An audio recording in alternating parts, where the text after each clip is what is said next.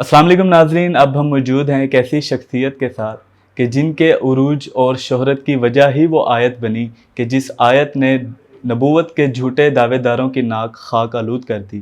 میری مراد ڈاکٹر سبیل الاکرام صاحب سے ہے۔ ڈاکٹر سبیل صاحب سے جانتے ہیں کہ وہ عقیدہ ختم نبوت کے بارے میں کیا جانتے ہیں۔ السلام علیکم سبیل۔ وعلیکم السلام۔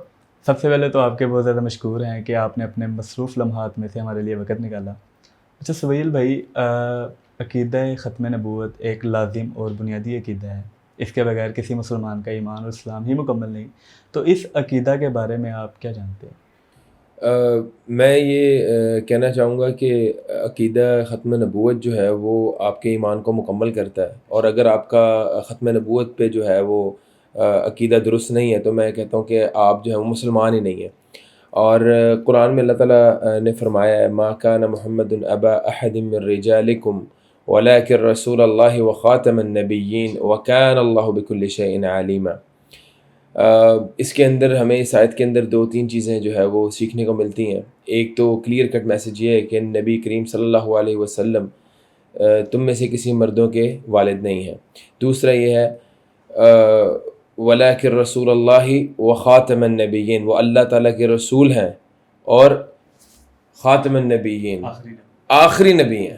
ٹھیک ہے، اب اس خاتم النبیین کے جو ہے وہ مطلب کو جو ہے وہ کوئی ایک بدبخت گروہ جو ہے وہ اپنی مرضی سے تشریح کر دے یا اس کو مینوپولیٹ کرنے کی کوشش کرے اور مسلمانوں کو گمراہ کرنے کی کوشش کرے، ایسا جو ہے وہ ہرگز نہیں ہو سکتا۔ اللہ تعالیٰ نے فرمایا اِنَّا نَحْنُ نَزَّلْنَا الذِّكْرَ وَإِنَّا لَهُ لَحَافِظُونَ۔ اللہ تعالیٰ نے یہ ذکر نازل کیا اور اس کی حفاظت بھی اپنے ذمہ لی۔ تو اللہ تعالیٰ نے ہر دور کے اندر جو ہے وہ ایسے علماء کرام کو بھیجا، ایسے اہل علم کو بھیجا جنہوں نے قرآن کی بہت ہی بہترین جو ہے وہ اس کی تشریح کی، اس کا فہم، اس کا مطلب جو ہے لوگوں تک پہنچایا۔ تو میں یہ سمجھتا ہوں کہ جتنا مرضی ایک اس کے خلاف سازش کی جائے تو جو حقیقت ہے اس کو بدلا نہیں جا سکتا۔ اور لا الہ الا اللہ محمد الرسول اللہ جو ہے وہ ایک عہد ہے، وہ ایک کلمہ ہے جو ہم پڑھتے ہیں اور اس دائرہ اسلام کے اندر جو ہے وہ انٹر ہوتے ہیں۔ تو اس کلمے کی روح کو سمجھنا بڑا ضروری ہے کہ لا الہ، کوئی الہ نہیں۔ اللہ تعالیٰ نے کلمے کے اندر یہ نہیں کہ کوئی خدا نہیں، الہ کا لا الہ الا اللہ، کوئی الہ نہیں اللہ کے علاوہ۔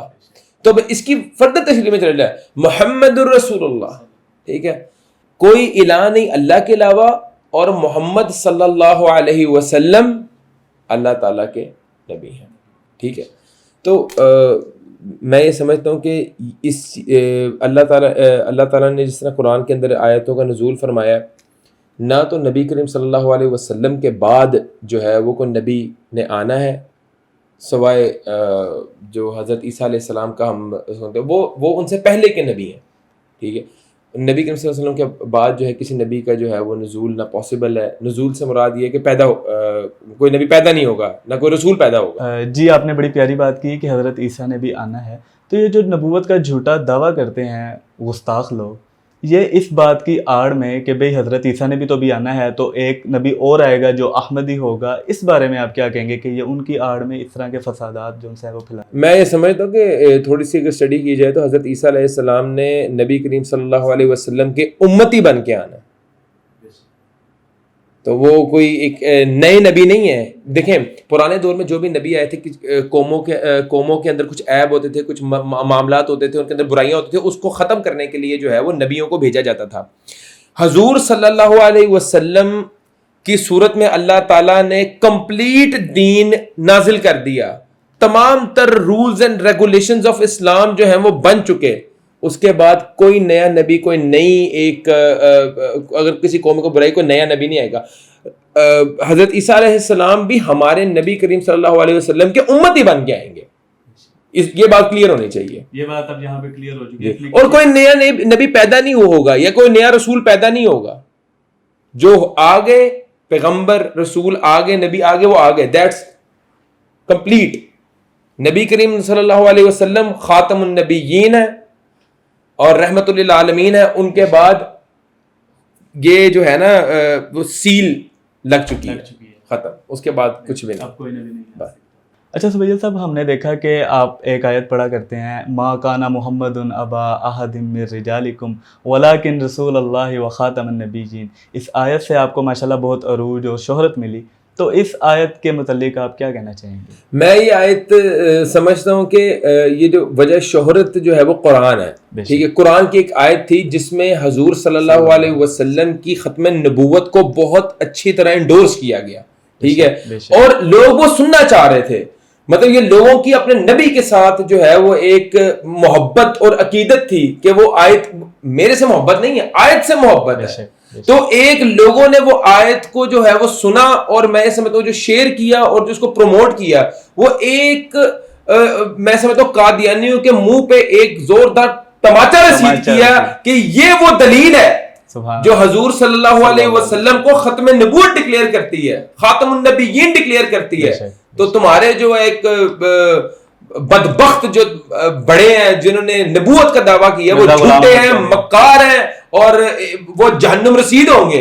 اور ایسا کوئی بھی دعویٰ کرنے والا ہے، ایسا کوئی بھی فتنہ جب بھی اس دنیا کے اندر پیدا ہوگا تو وہ ذلیل اور رسوا ہوگا، اور میں یہ سمجھتا ہوں اس کے لیے دنیا کے اندر بھی بدترین عذاب ہوگا اور آخرت کے اندر بھی بدترین عذاب ہوگا. بے شک ایسی ہے، ایسے لوگوں کا آخرت میں بھی انجام بہت ہی برا ہے. اچھا سبیل صاحب، ہم نے یوتھ سے یہ سوال کیا کہ آپ عقیدہ ختم نبوت کے بارے میں کیا جانتے ہیں، تو ان کے پاس بہت ہی مختصر سا جواب تھا جی کہ قادیانی کافر ہیں، آپ صلی اللہ علیہ وسلم آخری نبی ہیں. تو آپ یوتھ کو کیا پیغام دینا چاہیں گے؟ میں بیسیکلی جو ہے نا وہ آپ کا سوال بہت اچھا ہے اور بہت ویلڈ ہے. میں یہ سمجھتا ہوں کہ اس میں یوتھ سے جو ہے نا وہ یوتھ کو کوئی پیغام نہیں دینا چاہوں گا.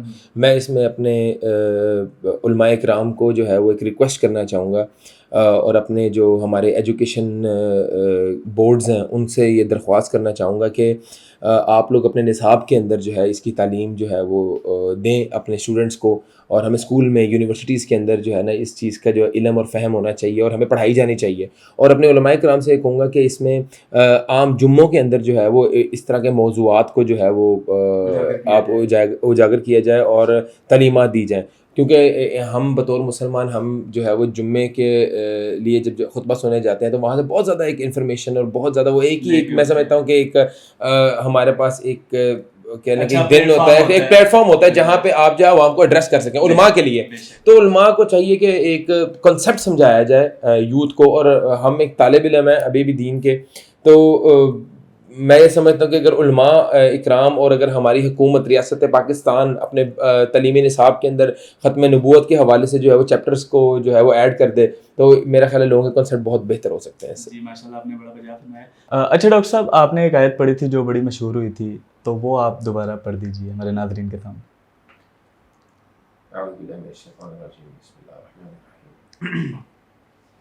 ما كان محمد أبا أحد من رجالكم ولكن رسول الله وخاتم النبيين وكان الله بكل شيء عليما. جزاک اللہ سبیل صاحب، جزاک اللہ.